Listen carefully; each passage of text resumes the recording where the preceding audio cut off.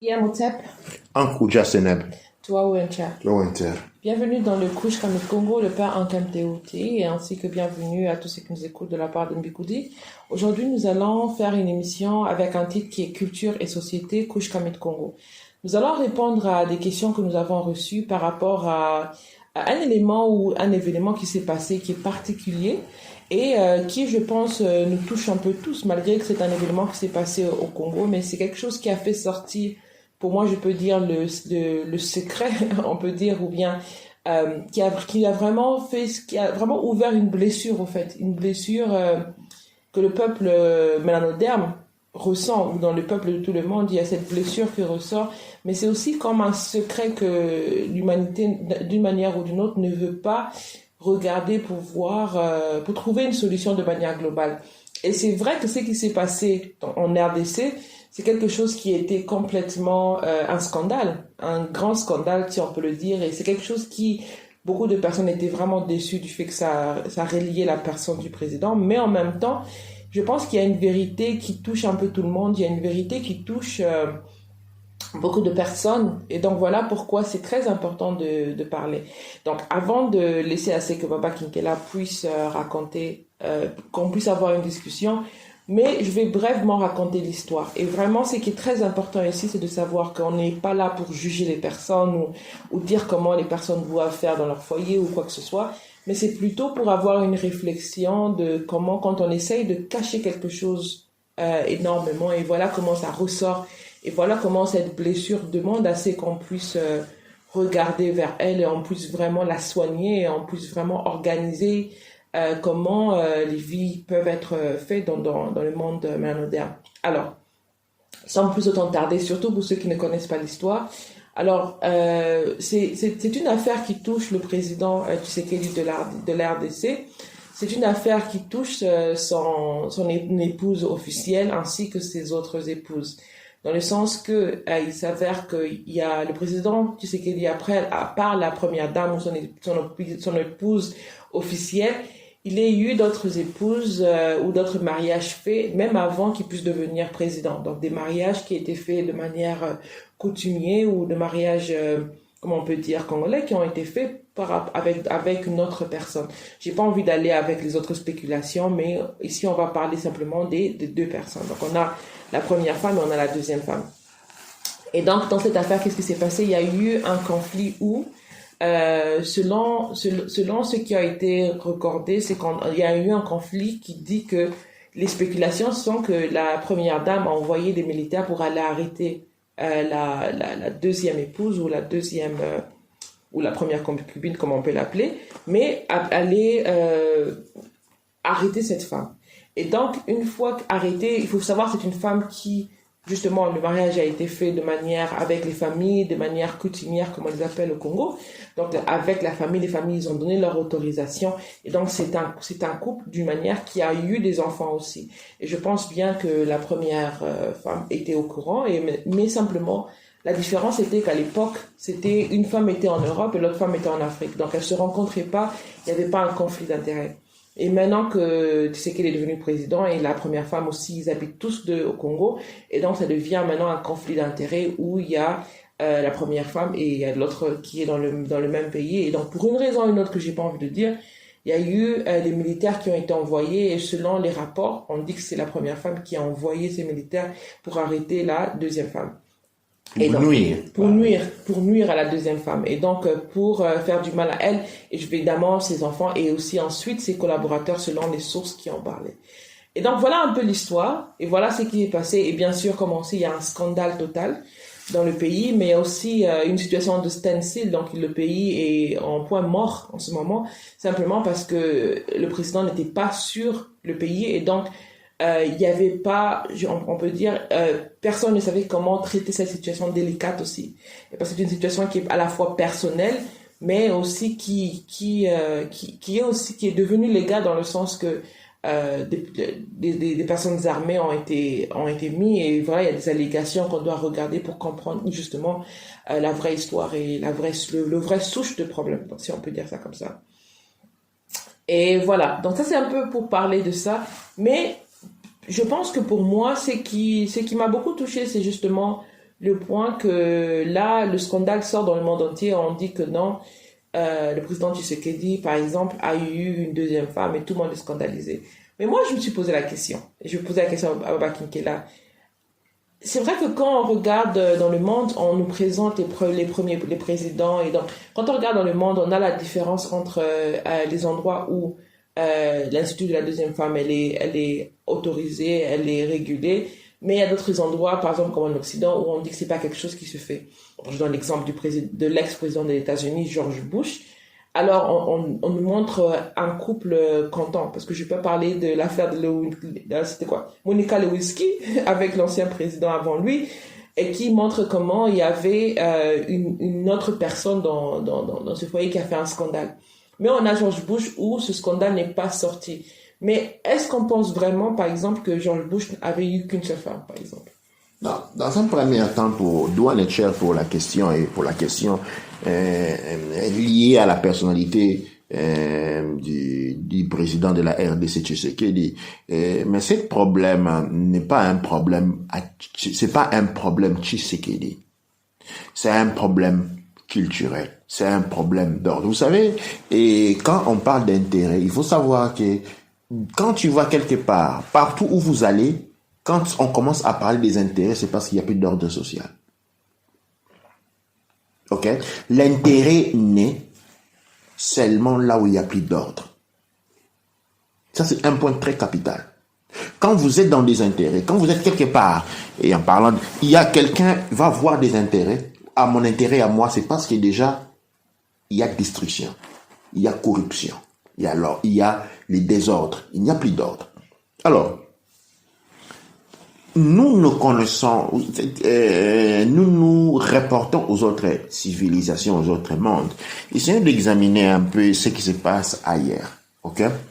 Je vais commencer par le monde arabe. Dans le monde arabe, ok, le prophète Mahomet dit qu'un homme peut aller avoir jusqu'à 4 femmes. Il ne dit pas qu'un homme doit avoir 4 femmes. Ok? Mais il dit un homme peut aller jusqu'à avoir 4 femmes. C'est tout. Qu'est-ce que cela signifie? Cela signifie qu'il y a un ordre social qui est établi. Parce que l'ordre permet la tranquillité et la paix. Ok? C'est comme quand vous allez au supermarché. On vous dit quand il y a la queue, celui qui est avant toi va être servi avant toi. Imaginez que vous allez quelque part, la queue ne représente pas cet ordre-là.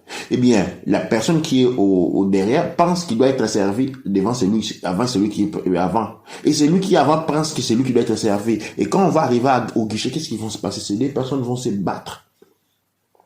Pourquoi? Parce qu'il n'y a pas un ordre qui a été spécifiquement déterminé. Un rôle fonctionnel. Ok? Et c'est ce que l'on voit. Alors, généralement, le monde africain se réfère au monde occidental. Okay? Et le monde occidental prône ce qu'on appelle la monogamie. Il faut savoir que le monde occidental fonctionne à double marche. Un peu comme ils ont réussi cela de la phase corrompue de l'Égypte. Okay? En Occident, okay, il y a des règles formelles et informelles. La règle formelle est qui a été créée pour des raisons bien définies est la monogamie. La monogamie avait été créée tout simplement pour alimenter les marchés de la prostitution. Parce que après la Première Guerre mondiale, après que 5 millions des hommes sont morts, okay, il n'y avait pas des hommes pour marier toutes les femmes qui avaient un surplus. Okay? Alors, l'Église catholique avait offert l'idée aux institutions occidentales pour éviter de devoir se retrouver à faire front à une population, à une masse populaire très énorme. C'était la Première Guerre mondiale. Ça, c'est la Première Guerre mondiale. Et le problème de la diminution de la population, okay, les contrôles de la population, n'est pas né hier. Ça a été pratiqué en Europe pendant très longtemps. Il fallait contenir la population. Alors, comment il fallait contenir la population? Eh bien, c'était très simple. À première étape, un homme et une femme. Ok? Et tout l'excédent des femmes, parce que les femmes naissent en nombre beaucoup plus élevé que les hommes, qu'est-ce qu'ils vont faire? Eh bien, on va les mettre dans les marchés de la prostitution. Parce que vous allez savoir qu'en Europe, une deuxième femme était interdite. Ok? Une concubine était interdite. Ok? La première femme, la femme épousée, avait le droit de dénoncer quand tu avais une concubine, une deuxième femme. Mais elle ne pouvait rien faire quand tu allais chez une prostituée payer de l'argent. Ah bon. Parce que les maisons des prostituées, ok, étaient maintenues par les riches et l'Église. Et c'était une région économique. Alors, cette règle-là, cependant, ne s'appliquait que pour les pauvres. Parce que les riches ont toujours eu deuxième femme, troisième femme, quatrième femme. La question en Occident est la suivante. Il y a un ordre établi. L'ordre établi a été régularisé dans le pacte avec l'Église catholique. Okay? La première femme, on appelle la femme officielle. C'est lui qui apparaît, c'est elle qui est reconnue. Les autres femmes, c'est prennent l'argent. C'est-à-dire, en Occident, généralement, on ne parle pas de la deuxième femme. Ça, c'est un autre problème. Okay? En Occident, on parle de la deuxième famille. L'accent n'est pas mis sur la femme. L'accent est mis sur la famille. Ils ont 2, 3, 4 familles. Mais les femmes, disons, les deuxième, troisième, quatrième familles, respectent un ordre social établi et reconnu, séculaire, qui veut que la première femme prend ce qu'on appelle les reconnaissances. OK? Mais il faut savoir que cette pratique n'est réservée qu'aux gens faculteux, c'est-à-dire ceux qui ont beaucoup d'argent. Qu'est-ce que cela signifie? Signifie qu'il y a un ordre et tu ne trouves pas de scandale en Europe. Tu ne trouves pas ce scandale parce que cela est énoncé et pratiqué. Dans le monde arabe, le prophète Mohammed dit qu'il peut te marier jusqu'à 4 femmes, pas la 5e, pas la 6e, pas la 7e, 4 femmes. Ok? Et bien établi. Un homme faculté fait comme ça. Le monde africain a un problème. Dans le sens qu'il ne sait plus se définir parce qu'il a perdu son identité. Comme je disais dans les émissions avant 1885. Comment nous appelle-t-on? Nos ancêtres qui étaient en 1884. Comment s'appelaient-ils? Oui, on connaît les grandes tribus, les Zoulous, les Congo, les Ntosa, mais en tant que continent, comment nous appelons-nous? Aucune idée. Parce que Africa, c'est un nom qui nous a été donné. C'est comme ça les Européens, les Grecs nous appelaient. Les Arabes nous appelaient diversement. Les Chinois nous appelaient diversement. Mais nous, comment nous appelons-nous? Nous avons perdu cette mémoire-là. Aujourd'hui, elle est pratiquement inexistante. On se chambouille entre Kama, Kachopa. Vous voyez, ce sont tous ces théories qui sont plus ou moins contradictoires les unes des autres. Qu'on parle de Kachoma, qu'on parle de Kama, qu'on parle de Kemet. On se confond. Parce qu'on n'est pas, en réalité, d'évoquer les mémoires véritables. On n'est même pas capable de choisir un terme et de dire que, bon, même si moi j'ai mon terme, mais toi tu prends ce terme, on le prend comme terme officiel. Exactement. Parce qu'on n'arrive pas à fonctionner de manière en tant que civilisation. On n'est pas en mesure de dire, ok, ce terme, voilà, nous allons choisir cela. Cela nous affecte sur tous les plans. Ce qui fait qu'on ne sait pas s'organiser socialement. Ok? On veut imiter les autres. On veut imiter les Occidentaux, mais on ne sait pas comment les Occidentaux vivent réellement. Vous ne pouvez pas imiter les Occidentaux après avoir regardé un film de Derrick. Derrick, c'est un Allemand. Quand vous voulez imiter les Occidentaux, il faut savoir que parmi les Occidentaux, il y a les Hongriens, il y a les Français et les Belges qui n'ont pas la même culture, qui n'ont pas la même démarche. Et même pour les films, j'allais te dire brièvement que quand on parle français, on regarde un film américain où il y a une personne qui parle, on a une personne qui parle le français, par exemple dans ce film américain. Si on parle français, on est en mesure de savoir que la personne qui parle français parle très mal le français. Absolument. Et donc, mais généralement, quand on a des Russes, des Allemands dans les films américains, si on parle pas allemand, on ne sait pas juger si c'est un vrai Allemand ou un faux Allemand. Et donc, généralement, vous allez avoir un Italien jouer un Français, ou un Français jouer un Italien dans un film américain. Ou un Polonais jouer l'Américain. Exactement. Et tout cela porte une confusion énorme. Ok?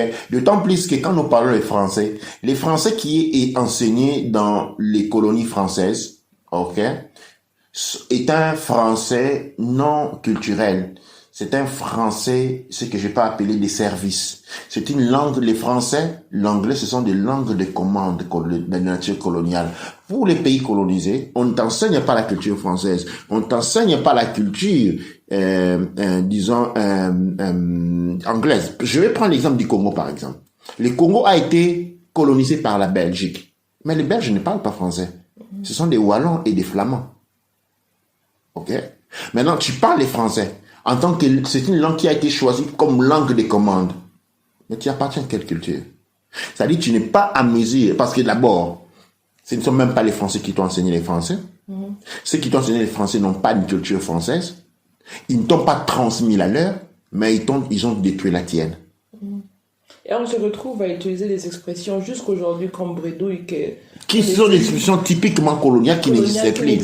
Et quand tu arrives en Europe, dès que tu ouvres la bouche, on sait que tu viens d'un pays colonial. Et on se trouve à porter des noms coloniales, comme par exemple Chantal, Mireille, ce sont des noms coloniales, tu vois, et qui n'existaient plus. Ces éléments-là, ces éléments-là impactent d'une manière incroyable. Et cela crée un désordre. Pourquoi? C'est qu'on revient sur la question de l'organisation culturelle, de l'organisation de société. Nous n'avons pas une organisation des sociétés. Tout dans les désordres. On ne sait pas. Même cela, dans les Congo, vient même à l'époque d'Isaïe, ok? Il n'y avait pas un ordre social défini. Par exemple, l'ordre social, Zaïrois disent combien l'homme peut avoir combien de femmes. Ce n'est pas dit. Ce n'est pas dit, ce n'est pas traité, et cela est lié au désordre. Celui qui vient des États-Unis arrive, se comporte comme un Américain. Celui qui allait étudier en France vient, il se comporte comme un Français. Celui qui allait étudier en Belgique vient, chacun apporte toutes les. Généralement, quand on va dans un pays, ok, on a toutes les choses qu'on apprend les plus vite. Ce sont les antivaleurs. Okay? Seulement les personnes qui vont maintenant aller par les chemins de l'instruction universitaire peuvent aller au-delà. Mais généralement, les premières choses qu'on apprend quand on arrive dans un pays, ce sont les antivaleurs et l'immoralité. Et on a tous ces bassins-là, des gens qui viennent de différentes factions des cultures, disons des proto-cultures, disons des semi-cultures occidentales, viennent avec les antivaleurs. Et maintenant, ces antivaleurs-là vont se mélanger au manque d'identité. Et à la fin, vous allez avoir une identité définie par les antivaleurs. Et les autres se présentent. Il n'y a pas d'ordre social. En fait, moi, j'accuse un système qui est injuste, dans le sens que la personne choisit ce qui va pour elle et la personne choisit ce qui ne va pas pour elle.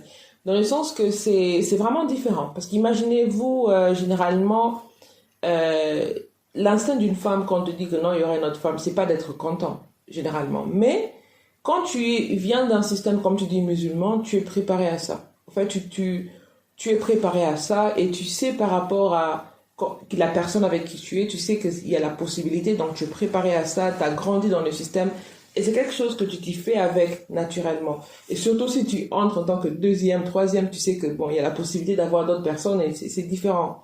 Mais par exemple, dans le monde africain, qu'est-ce qu'on retrouve? On retrouve des personnes qui ont différentes structures. Donc, par exemple, on a, dans beaucoup de familles, généralement, on a l'autre famille qui est cachée, qu'on va jamais rencontrer. Pourquoi? Parce qu'il y a la femme légale, la femme qu'on a épousée à l'église, et c'est elle la première femme, c'est elle qui a tout. Et l'autre famille, il bénéficie de la protection du père du moment qu'il est en vie.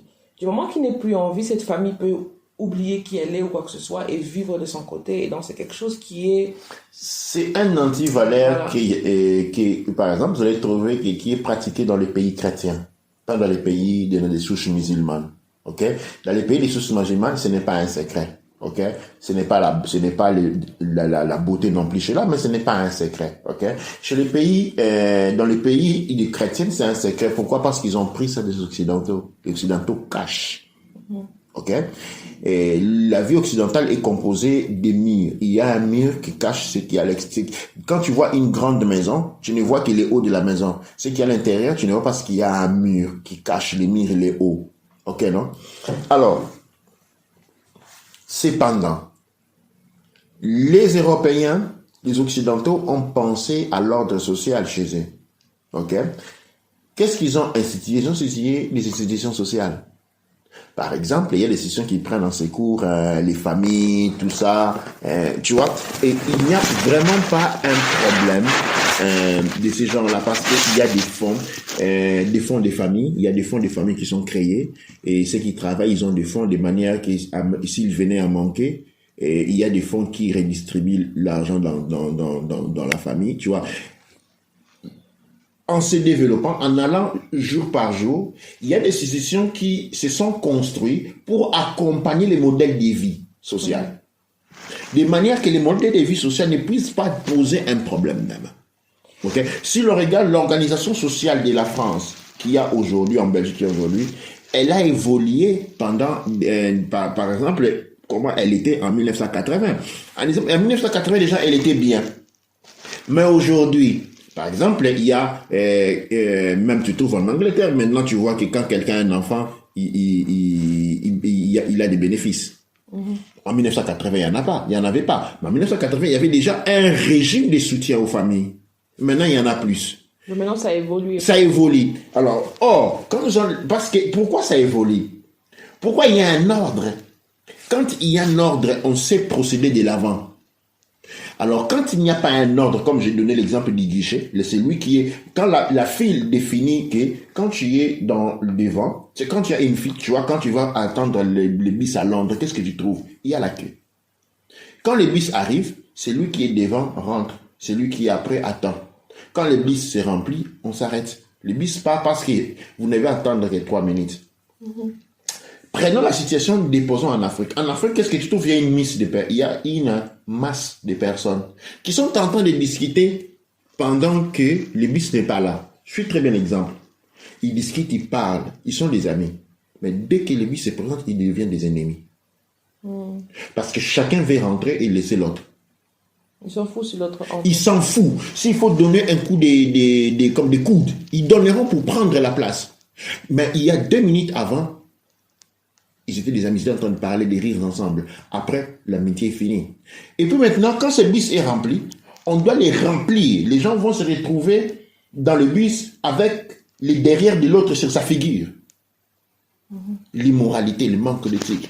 Les autres vont se mettre dans des coffres raniquillés comme comme du bétail. Pourquoi? Parce que l'arrivée du deuxième bus n'est pas garantie. On ne sait pas quand elle arrivera. Peut-être elle n'arrivera même pas. Alors, tu vois les désordres. L'exemple que j'ai donné ici définit ce qu'on appelle le manque d'ordre. Et quand il n'y a pas d'ordre, on ne peut pas procéder avec sécurité. Et ça, c'est une grande problématique que l'on trouve dans les pays africains. Et cette problématique se reflète à tous les niveaux justement. Et comme il y a les désordres à ce point-là, tu vois, il manque vraiment. C'est ce problème que nous avons, l'effet Tshisekedi. L'effet Tshisekedi, on peut l'appeler effet Tshisekedi. Mais en réalité, elle signale qu'il existe un grand problème. Il n'y a pas d'ordre. Et en fait, moi, je dirais que c'est vrai qu'il n'y a pas d'ordre et il n'y a pas de préparation, mais moi, je pense que c'est aussi un système qui est, comment on appelle ça, hypocrite aussi. Parce que tu vois, quand on parle de polygamie, on ne devrait pas parler de système de polygamie, on parle de la polygamie de l'homme. Par exemple, on parle pas de la polygamie de la femme. Et donc, je vais m'expliquer, parce que beaucoup de personnes, même dès que je dis ça, ils sont choqués directement. Et je sens la réaction, malgré que c'est une émission qui est enregistrée. Je sens la réaction. Parce que pour beaucoup de personnes, parler de la polygamie de la femme, c'est vraiment comme, c'est toujours un petit secret dont on parle. C'est plus ou moins comme si on parlait de l'excision de la femme. Donc, c'est un secret, ou même des règles de la femme. On ne doit pas en parler. Mais, au fait, dans ce système-là, pourquoi je parle de ça, c'est que d'un côté, il y a la polygamie de la femme et il y a la femme qui est en train la femme qui est avec 2 hommes au même moment. Ça, c'est un côté. Où on a la femme qui est carrément, en fait, la polygamie de la femme est restée comme une forme de prostitution. Donc, c'est le seul exemple de polygamie de la femme qui existe. C'est la femme qui, quand on parle de la polygamie de la femme, les gens voit l'image de la prostituée, donc la femme qui a plusieurs personnes qui viennent vers elle.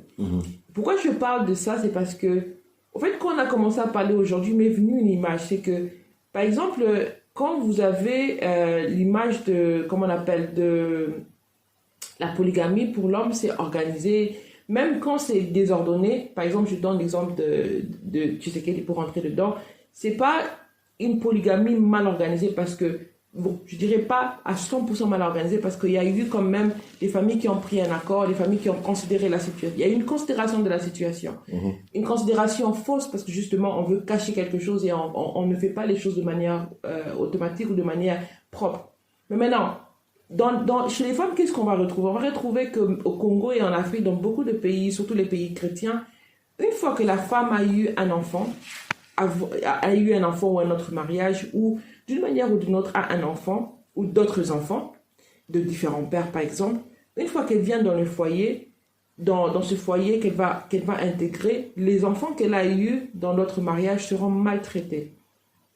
Et là, on ne parle même pas de polygamie, mais on parle du fait qu'il y a eu une femme qui a eu des enfants qui sont venus issus de notre foyer, qui viennent entrer dans son foyer courant, et il y a le désordre. Et je parle de deux manières, parce que pour organiser ça, par exemple, en Europe, qu'est-ce qu'on voit aujourd'hui? On voit que le nouveau père peut soit adopter cet enfant, ou soit il peut ne pas adopter, mais il laisse la garde de temps en temps à l'autre père qui va venir voir ses enfants. Comme ça, l'enfant ne reste pas sans titulaire ou son père ou son famille. Mais dans le monde moderne, on a... en fait, la polygamie, c'est resté complètement pour les hommes d'abord, mais en même temps, il y a le mauvais regard sur la femme si elle a eu un enfant avec un autre homme et qu'elle se retrouve avec un autre homme.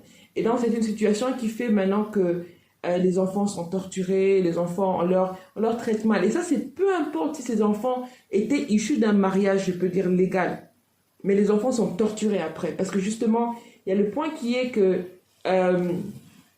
il y a le point qui est que les familles ne sont pas très bien organisées et il y a un désordre qui est phénoménal. Et ça touche le peuple mélanodien même quand ils vivent en Occident.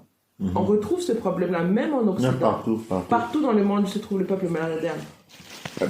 Comme je reviens sur la question de la polygamie féminine. La polygamie féminine, c'est ce qu'on appelle la polygamie temporale.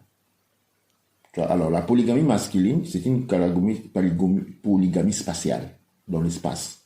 C'est-à-dire, l'homme, il est marié à une, deux, trois femmes. Ok? Selon l'ordonnement défini. Ça doit être défini. Ok? Dans le monde arabe, 4. Ok? Ça doit être défini.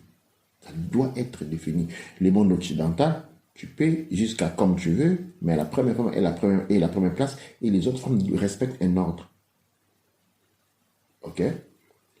La condition du monde occidental, c'est que tu dois être très riche. Sinon, tu ne vas pas. Ok? Et même dans le monde arabe aussi. Même chose, tu dois être en mesure de donner les mêmes, tout ce que tu offres à la première femme doit être donné à la deuxième, troisième cas. Si tu vas dans un magasin, tu dois acheter 4 paquets. Si tu es marié à 4, tu es marié à 4 femmes, 3, 2, 1, tu vois, c'est long. Alors, ça doit être défini. Ok? Et il y a ce qu'on appelle la polygamie temporale. La polygamie temporale, c'est la femme qui a eu des enfants ou a été mariée puis a divorcé.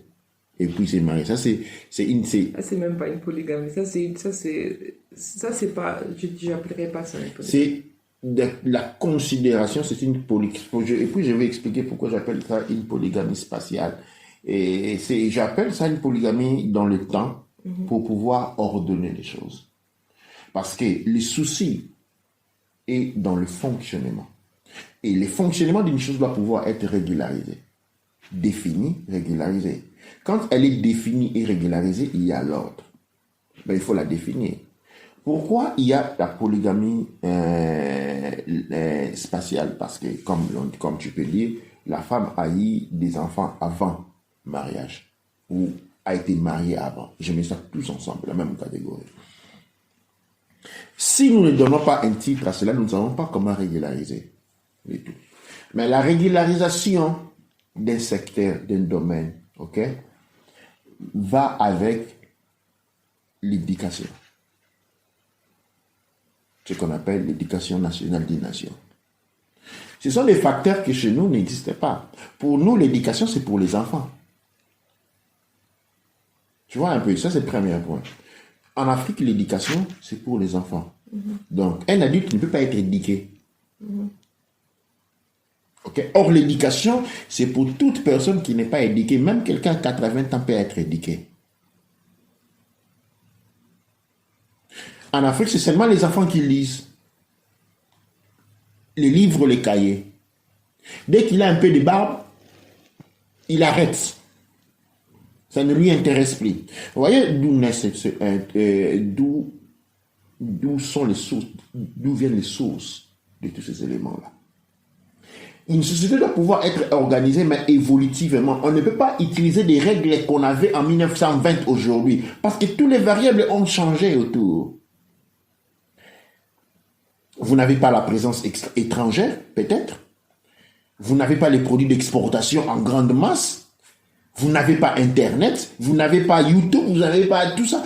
Et c'est pourquoi les règles doivent changer. Et les parlements sont des sièges, par exemple, où les gens vont débattre. Ils doivent analyser. Comme je dis dans plusieurs émissions auparavant, les parlements, ce n'est pas la maison des politiciens. C'est la maison des philosophes. Ou bien la maison des menteurs. Ouais. Dans les parlements, ok, et dans le Sénat, ne siègent pas des politiciens à la base. Ok. Au Parlement et au Sénat siègent des philosophes et des penseurs. Regardez l'histoire de l'Europe, regardez quand on parle de la Constitution européenne, toutes les constitutions européennes n'ont pas été écrites par des politiciens, elles ont été écrites par des penseurs et des philosophes. Regardez, allez voir. Absolument. Pourquoi quand on parle de la Constitution américaine, on évoque les 40e amendement, ça a été écrit par qui? Pas par des politiciens, par des philosophes. Tu vois un peu. Alors, les philosophes et les penseurs ont le rôle de créer les règles, de créer les squelettes. C'est-à-dire, les squelettes, c'est cette structure sur lesquelles est organisée la chair, le sang, le nerf. Imaginez avoir un être sans squelette. Ça, ce sont nos sociétés. Ce sont des sociétés qui n'ont pas de squelette. Ce sont des sociétés qu'on donne à manger. C'est comme un enfant qu'on donne à manger chaque jour, mais qui n'a pas de squelette. Plus il grandit, plus sa vie est en danger. Parce qu'il commence à prendre du poids. Mais il n'y a pas de squelette, il ne peut pas bouger. Il peut aller nulle part. Parce qu'on néglige l'essentialité de la fonctionnalité et la nécessité d'apprendre. L'éducation, ce n'est pas une chose pour les enfants. L'éducation, c'est pour les ignorants. Toutes les personnes qui n'ont pas bénéficié d'une éducation doivent être éduquées. Toutes les personnes qui n'ont pas bénéficié d'éducation doivent être éduquées. Et c'est dans cette éducation qu'on a l'organisation des choses. L'organisation de la famille. L'organisation du foyer. Quelles sont les choses à faire qui ne sont pas les choses à faire. Comment nous fonctionnons, nous, par rapport aux autres. Tous ces éléments-là déterminent la force. Et quand ces éléments n'ont pas là, les scandales, c'est la liste des choses. C'est la liste des choses. Et dans les pays africains, il n'y a pas d'organisation. Spécialement quand nous avons des pays, des souches chrétiennes, il n'y a pas d'organisation. Le monde occidental chrétien est basé sur l'hypocrisie. Mais ils savent pourquoi ils sont hypocrites. Qu'est-ce qu'ils cachent? Le monde chrétien africain est basé aussi sur l'hypocrisie, mais ils ne savent pas ce qu'ils sont en train de cacher. Ils sont en train d'imiter l'hypocrisie sans avoir une raison de cette hypocrisie même. C'est ça le problème. Tu es hypocrite juste par imitation. Mais pourquoi tu ne sais pas? Mais pourquoi? Qu'est-ce que tu es en train de cacher? En réalité, tu n'as aucune condition. Et cela laisse place à un désordre du point de vue organisationnel. Et c'est ce que nous sommes en train de voir avec l'effet Tshisekedi. C'est-à-dire où la femme doit aller attaquer l'autre, envoyer des militaires pour faire du mal à l'autre. Et là aussi, il y a un problème au niveau de l'évolution de l'esprit. L'esprit n'est pas évolué parce que l'esprit qui voit les intérêts est l'esprit qui ne sait pas apercevoir les conséquences qu'ils peuvent avoir sur les plans macroscopiques des actions individuelles. C'est des ordres-là, ce qui se passe dans la famille Tshisekedi, ça se passe dans toutes les autres familles. Ce n'est pas, si on va dans les Congo, on va voir que les femmes se tapent dessus. Ok? Oui. Il n'y a pas seulement les gens qui se tapent dessus. Les gens se tapent dessus. Les enfants ici d'un même père, qui sont des moments différents, sont des ennemis. Ils ne se parlent pas. Mais ça, c'est très dommage. Ça, c'est vrai que c'est très dommage. Parce que pour moi, en fait, c'est une situation que j'aime pas trop regarder ou juger, mais en même temps, je dis qu'il y a un point de base aussi qui est différent. Comme je disais au début, c'est par exemple, comment on explique? On explique que généralement, qu'est-ce qu'on voit? On regarde quand on part dans les églises, c'est rempli de femmes. Et même dans la religion musulmane, où les femmes, des fois, on a l'impression qu'elles sont cachées. Mais c'est elles qui tiennent les foyers. C'est elles qui ont l'amour pour le peuple. Parce que la femme, elle aime son enfant. Elle aime ce qui vient de ses entrailles. Donc elle aime son peuple. Parce que son peuple est fait de ses enfants à l'intérieur. Et elle veut que ses enfants puissent grandir dans un bon environnement. Donc elle a intérêt à aimer son peuple. Pour que ses enfants soient bien. Donc elle aime son peuple, elle aime ses enfants. Et elle aime être dans un bon environnement. Et la femme aime son mari aussi. Et la femme, elle supporte. Mais le problème qui vient, surtout dans les foyers chez nous, c'est... j'ai toujours dit ça à mes amis quand je grandissais aussi, et je dis ça toujours aux jeunes garçons, c'est que l'éducation des jeunes filles africaines et l'éducation des jeunes garçons africains, elle est complètement différente. Par exemple, et c'est quelque chose qui fait qu'on a ce problème, on a cette distance. Donc, pour donner l'exemple, c'est que la fille, en grandissant, on va avoir tout cet impact sur la virginité. On va lui dire que non, il faut faire non, pas de sexe avant le mariage. Et tu vas avoir ton mari. Voilà, c'est ton mariage, c'est ce que tu vas gagner, c'est ce que Dieu va te donner. Par contre, l'homme, on lui dit, tu vois, tu es un homme, tu vois, tu dois être un bon mari. Et bon, tu es un homme et tout. Et donc, ça fait que, d'une manière ou d'une autre, l'homme ne se prépare pas, on ne lui prépare pas. La femme, on va lui dire, il faut faire attention, il faut faire ça. On va lui préparer aux éventualités à devenir une femme. Et généralement, les hommes, on leur prépare, on ne te prépare pas à ta nature, si je peux dire ça comme ça. Et quand un homme vient et dit, par exemple, à sa famille que non, je veux aller avoir notre femme, la famille va dire, ils vont étudier le cas, ils vont généralement dire, on te supporte, ou bien, c'est bien pour toi. Mais quand une femme dit, par exemple, que non, je ne me sens pas bien dans ce mariage, voilà ce que je souffre, elle n'a pas le même support. Ou je dis dans le support, je ne dis pas que vraiment je ne suis pas là pour casser les mariages, mais je dis dans le sens qu'elle n'a pas le même écoute. Il n'y a pas cette ouverture. La porte n'est pas ouverte pour elle. Elle ne sait même pas avec qui parler quand elle a des problèmes, quand elle se sent battue. Parce que des fois, il faut simplement parler pour que les personnes viennent arranger, mais ça prend énormément de temps. La femme ne sait pas avec qui parler, elle ne sait pas quoi faire. Mais pour rentrer aussi au début, c'est que si par exemple dans les mariages, parce qu'on a la débalance, parce que généralement, la deuxième femme, elle est consciente qu'elle va aller, il y a une autre femme, dans beaucoup de cas. Dans d'autres cas, elle ne sait pas. Mais généralement, la deuxième femme, elle est consciente qu'elle va aller dans un espace où il y a eu des énergies définies. Et donc, il y a cet élément-là. Et anciennement, elle était préparée. Elle se prépare émotionnellement. Mais la première femme, non. Parce que elle, quand ils sont allés se marier, surtout dans le cas où il y a les mariages à l'occidental, il y a des promesses qui sont faites. Mais cette femme n'a pas grandi dans la situation européenne. Si tu grandis dans la situation européenne, tu sais que tu sais comment les choses s'organisent. Mais toi, tu as cette éducation-là et tu n'es pas consciente que le contrat que vous faites, c'est d'une manière ou d'une autre, ça va être invalidé parce que tout va changer après. Et donc, ça devient difficile parce que c'est ça qui fait que la frustration, parce que la femme, elle aime son mari, la frustration, ça part chez la deuxième femme, clairement. Mais c'est difficile parce que justement, c'est quelque chose où la femme se bat entre elles pendant que le système crée cette débalance. Le système ne prépare pas. C'est pas un système qui dit on est des humains, on a des défauts, mais voilà comment on essaye de répliquer la situation. Par exemple, quand on parle de la polygamie de la femme, il y a l'élément qui est que si un homme, avec la femme, on peut avoir le problème, la problématique où la femme ne sait plus distinguer qui sera le père de l'enfant, par exemple. Mais c'est comme ça que, par exemple, je pense que c'est pour cela que tu as parlé de spatial dans le sens où la femme est libre de choisir le partenaire avec qui elle décide de passer son moment ou son temps de vie. Et si elle veut changer, elle change comme elle veut. Elle a cette liberté-là. Mais la liberté en question n'est pas accordée non plus aux femmes. Et donc, c'est quelque chose qui fait que il y a énormément on est dans un monde où on est aujourd'hui avec tous ces éléments-là. Et il y a, en fait, du moment où le mari n'est pas là, c'est comme on dit, quand les chats n'est pas là, les souris dansent.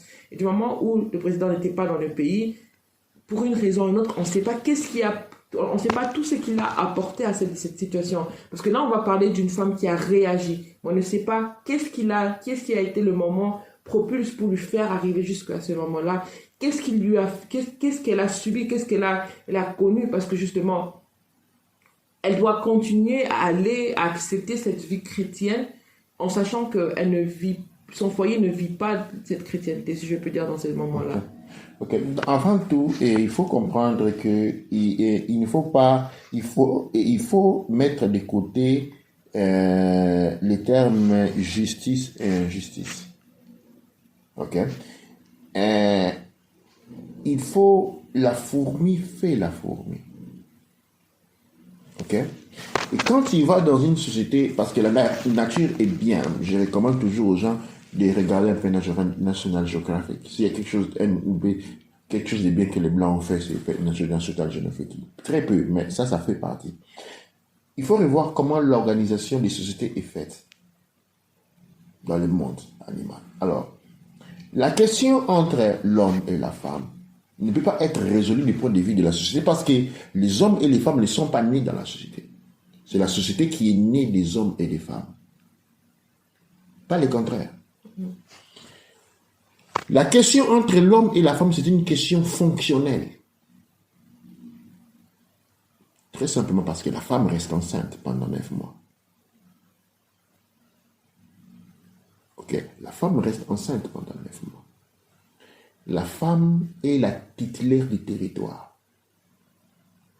La paix dépend de la femme. Ok? Si les femmes sont en train de s'expliquer dans le cas des problèmes de Tshisekedi, vous avez le chaos. Quand des femmes commencent à se disputer, vous avez le chaos parce que les femmes ont la balance de la mate. En fait, la mate, c'est une femme. C'est très simple, très important là-dessus. La femme s'occupe de l'équilibre. Très important. C'est pourquoi j'ai parlé de la polygamie temporale. Parce que quand la femme a 2 hommes en même temps, ce qui va s'en suivre, c'est le désordre automatique. Qui est le maître de ces foyers-là? C'est un problème automatique. Quand on démarre une voiture, c'est d'abord le moteur qui commence, pas les pinets. Parce que si dans ta voiture, les pinets commencent à rouler avant que le moteur ait démarré, eh bien tu as un problème. Ça signifie il suffit que tu es sur une pente. Et maintenant, il faut que les moteurs arrivent à démarrer avant. Parce que sinon, tu vas aller cogner le mur en bas ou faire un carnage. La femme, elle passe d'une situation à une autre. Ok? Ce que l'homme ne devait pas faire. Parce que si la femme ne peut pas avoir 2 maris en même temps, du point de vue, pas de la société, mais fonctionnel, ok? Mais elle doit passer d'un mari à un autre pour maintenir la paix et l'ordre de l'organisation. L'homme a aussi le même interdit à l'envers. Ok? L'homme ne passe pas d'une femme à un autre. Tu vois ce que je veux dire? Donc l'homme ne devrait pas avoir les prostituées. Ouais. Parce que si l'homme passe d'une femme à un autre, il crée aussi le désordre. Il crée le désordre. C'est comme les lignes de yang, ça se compense. Maintenant, je vais te faire voir. J'espère que les gens écoutent très bien. Je vais te faire voir l'avantage que les femmes. C'est pas un avantage. C'est une supériorité technique. Et ceci est décidé par l'ordonnement de la société. C'est là où la société rentre en œuvre. L'homme marie une femme, et puis il en marie un deuxième. Là, c'est l'ordonnement, c'est dit, c'est fini. Ok, c'est bon pour toi. 2, c'est bon. Et notre société va dire, non, toi, tu peux arriver à 3. Non, c'est bon. Ok. La plus large est celle musulmane, qui te dit jusqu'à 4. Pas 5. On va dans le désordre. Okay? Et vous allez voir les gens qui ont plus sont dans le désordre. Maintenant, si vous avez plus, ceux qui ont plus, on a les désordres. Ceux qui ont 3 avec des concubines sont dans le désordre. Tu ne dois pas avoir des concubines. Tu dois avoir 2, 3, 4. Ok? L'homme a ces limites-là. La femme est beaucoup plus ancienne que l'homme. La femme peut se remarier 50 fois. Elle se marie, le mari se marie, et puis elle se marie, puis se marie, et puis l'autre mort, et puis se marie, l'homme meurt, et puis l'autre femme, l'autre mère et l'autre femme, la femme peut se marier. Maintenant, cette règle a dit que quand un homme a marié 3 femmes, quand il meurt, c'est pas qu'il va se marier encore, c'est fini pour lui. Quand 2 morts, il reste une. Parce que si maintenant cet homme qui a eu 4 femmes, pour avoir 4 femmes, tu es arrivé minimum en 50 ans. Okay? Toutes les femmes de 30 ans plus ou moins sont aussi mariées. Si toi, à 50 ans, une des femmes mères, tu vas aller épouser une femme, tu vas aller prendre une femme de 20 ans. Or, la femme de 20 ans appartient à une autre génération, une autre catégorie. Tu ne peux pas aller prendre dans ces lots-là. Donc, tu te maintiens avec ceux qui sont restés. Mais la femme, elle, a la possibilité de se marier énormément de fois. Parce que le mariage est mort, parce qu'elle est devenue veuve. Elle peut se marier.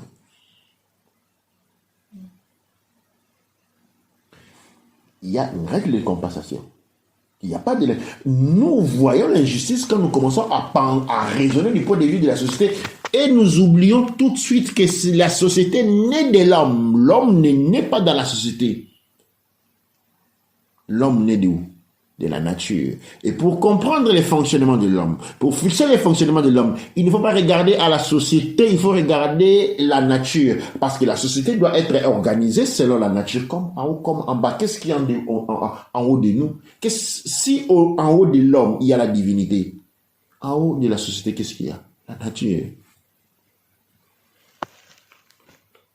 En haut de la société, qu'est-ce qu'il y a? La nature. La nature doit être conforme. La société doit être conforme à la nature parce que l'homme doit être conforme à la divinité.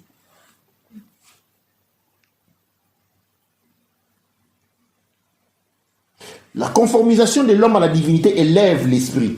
D'où nous avons plus les problèmes des maltraitements parce que un autre problème que nous avons, c'est l'esclavage des enfants. Les enfants en Afrique sont maintenus en état d'esclavage pour beaucoup de fois, même en société africaine, même en Europe. Les gens qui font venir leurs nièces et puis on les renvoie pas à l'école, on les mettait dans l'ignorance et puis elles commencent à faire le serviteur à la maison. En fait, on a l'impression que, comme tu dis, le seul moyen de maintenir un enfant africain qui ne puisse pas être maltraité aussi fort, c'est s'il suit sa mère. Quand l'enfant est avec sa mère, il peut avoir des maltraitances et tout, mais généralement, c'est très infime comparé au cas où l'enfant, la maman n'est pas présente dans la maman biologique ou la tante, mais généralement la maman biologique n'est pas présente. Dans la société africaine, le divorce n'est pas africaine, pardon. Excusez-moi, je ne suis pas un Africain. Ok? Dans les sociétés ancestrales mais modernes, le divorce n'était pas un choix, n'était pas une possibilité, n'était pas une porte. Pourquoi? Parce que, ok, la femme a ses enfants, ok, et il appartient dans un nucléo familial où l'homme a 3, maximum 4 femmes. L'homme ne peut pas divorcer. Pourquoi? Où les problèmes naissent? Quand l'homme divorce d'une femme, il va vouloir prendre ses enfants par ce qu'on appelle l'autorité paternelle. Mais les gens confondent l'autorité paternelle et la paternance paternelle. Les enfants grandissent sous l'autorité paternelle, mais sous la possession maternelle. Maintenant, quand on a mis la possession maternelle, on valorise l'autorité paternelle. Ces enfants-là vont aller souffrir. Ces enfants-là vont aller souffrir. Et d'où pour des questions de tutelle, qu'est-ce qu'on va te dire? Si l'homme se lamente de sa femme, il trouve qu'ils ne vont plus bien, que ça ne marche pas et qu'ils ont des enfants, eh bien on te dit, ok, les problèmes sont passagers. Marie une autre femme et tu vas voir que le tout va s'arranger avant quelques temps. Ça va te passer. Mais si tu divorces, tu crées un problème qui va se répéter dans le temps et dans l'espace. Les enfants frustrés, les enfants malheureux vont faire des enfants malheureux. Les enfants malheureux, vous avez créé un problème. Pourquoi cette société mais la même ancestrale était aussi intelligente? Parce qu'on respectait les principes. L'homme doit être comme la divinité et la société doit être comme la nature. Tout cela devait vivre en équilibre. tout cela devait vivre en équilibre. C'est-à-dire, il n'y a pas en réalité d'injustice de ce que la femme ne peut pas faire, c'est que non, il faut regarder la fonctionnalité. La femme est la maîtresse du lieu. La maison appartient à qui? À la femme. L'homme exerce l'autorité en tant que protecteur. Mais la possession est de la femme, c'est-à-dire l'homme, normalement, suivant l'éthique naturelle, l'homme ne peut pas demander à une femme de quitter la maison. Ça serait un bafouement des lois de la nature et donc des bafouements des lois de la mère divine. Mais en même temps, c'est vrai que ça fait réfléchir, surtout quand tu dis les deux éléments, parce que généralement, la société chambouille tout et on a l'impression que depuis un certain temps, l'homme s'est pris tout. Donc, dans le sens où on voit même que, par exemple, le lesbianisme est né après l'homosexualité, si on peut dire ça comme ça, en Grèce antique, de toutes les manières, selon ce qu'on raconte de l'histoire de la Grèce antique. Donc, on voit comment, généralement, il y a eu... au fait, l'homme se reprend tout ce qui était pour le genre humain, et c'est devenu à l'homme, si on peut dire comme ça. C'est comme on parle du masculin, ou on parle des règles des hommes. Parce que quand tu expliques, par exemple, que la femme, elle a la capacité de se remarier plusieurs fois, mais pour l'homme, c'est déconseillé. Par exemple. Et c'est quelque chose que beaucoup n'écoutent pas, parce que généralement, quand une femme se remarie, elle doit être libre d'aller avec ses enfants. Mais il y a le point aussi qui est, par exemple, quand tu dis de la maison, de la terre appartient à la femme, c'est pas quelque chose qui est vrai non plus en ce moment. On peut pas dire ça, parce que si on regarde aujourd'hui, on voit que la femme n'est que tutelée que si elle est avec ce mari-là. Mais en même temps, en réalité, de manière consciente ou inconsciente, généralement, au Congo, par exemple, une femme est élevée au niveau une concubine est élevée au niveau de deuxième femme le moment où le mari l'achète une maison au Congo. C'est ce qu'on voit communément.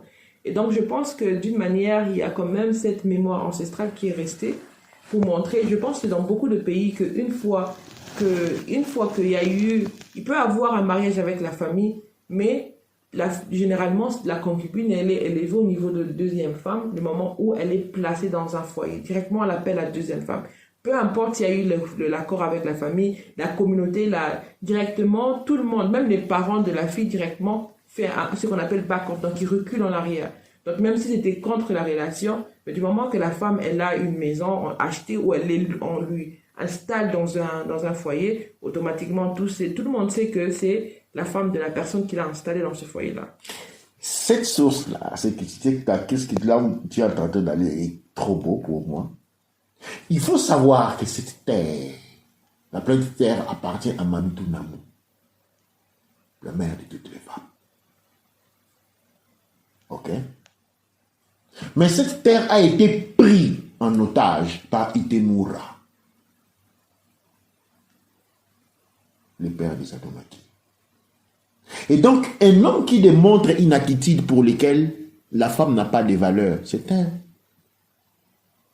Anunnaki, un sympathisant Anunnaki.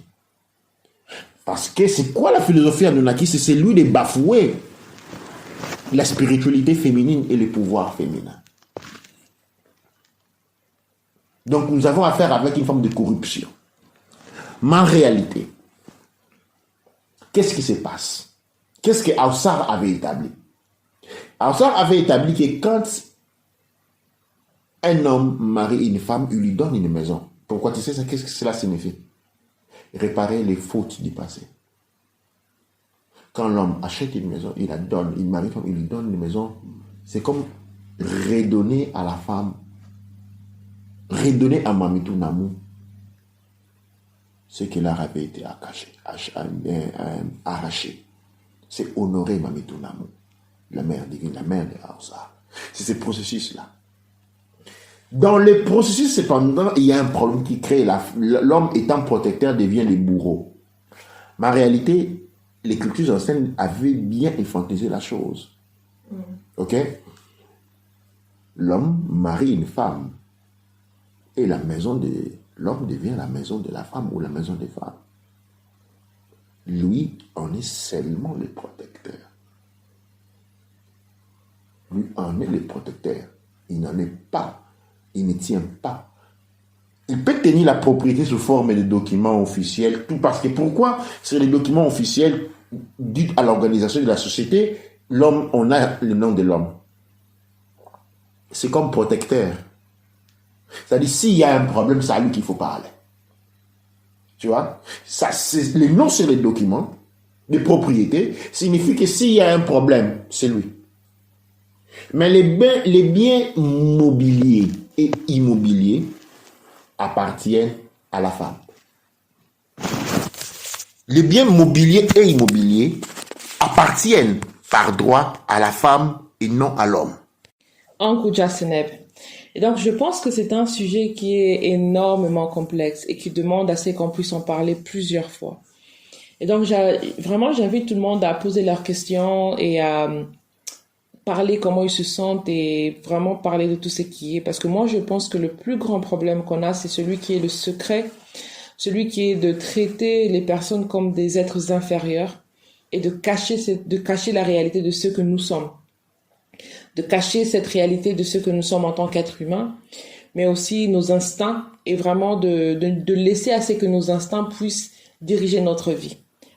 Opposer, d'écouter et d'avoir cette intelligence de savoir organiser notre société pour faire à ce que ceux qui sont les plus organisés comme les moins organisés ne puissent pas faire du mal aux générations futures. Parce que notre devoir, justement, c'est de laisser un espace qui est meilleur pour la génération future. Et donc, avec ça, on va conclure l'émission. Donc, on va remercier Baba Kinkela pour l'exposer. Et on sait que c'est une situation qui est très, très difficile et de se savoir que c'est pas pour insulter, mais c'est plutôt pour appeler à la réflexion. Appeler à ce que nous puissions mieux organiser notre société et appeler à ce que nous puissions aller de l'avant et réaliser que notre identité en tant qu'Africaine est une identité qu'on doit nettoyer, qu'on doit laver et qu'on doit choisir une identité qui est meilleure pour nous, mais une identité qui est quelque chose qu'on va laisser pour la génération future. Donc, alors, on dit Doua Netcher. Ankouja Seneb. Tu vois, Wencher.